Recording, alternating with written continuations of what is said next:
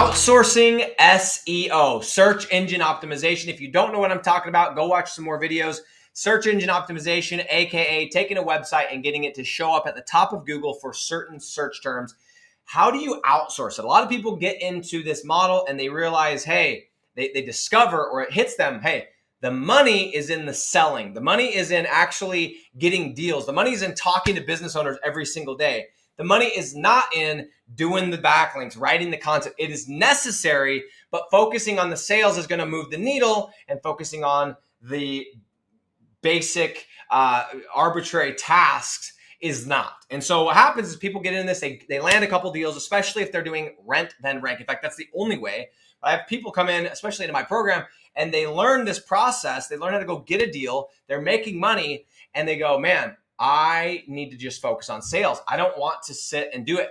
And maybe they know how, maybe they don't, but how does it all work? So guys, a little bit of advice that I would give you is, I am a big proponent of outsourcing SEO, and I'm not necessarily a proponent or a fan of hiring a company to do it, but I'm a big fan of having outsourcers, or having a team that does it for you. Now, here's the thing you have to be very careful. And there are services out there, they will do it. They'll white label the SEO, or they'll have the service, but you got to remember, at the end of the day, nobody cares about your asset as much as you do. And so a lot of times when you hire them, you become a number, and it is what it is. Now, if you're in a local niche that's not super competitive, sometimes that's not a problem, and that's okay. All right. But again, we want to think about this like, if we're building a house, it's an investment we're going to own forever.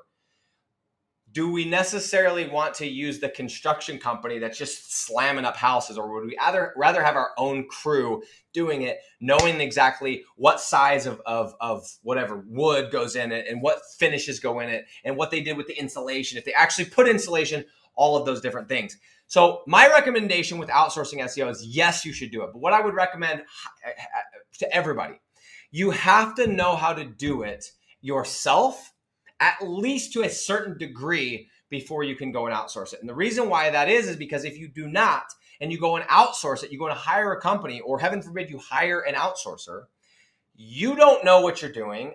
They don't know.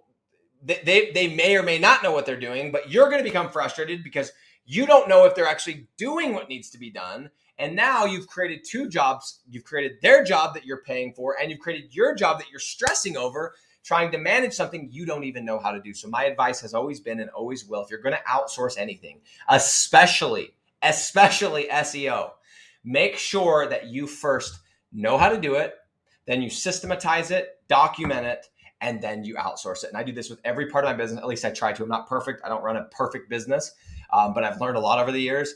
And I 100% taking this and getting outsourcers and having them do it, because these are things that are pretty black and white. They need to be done a certain way.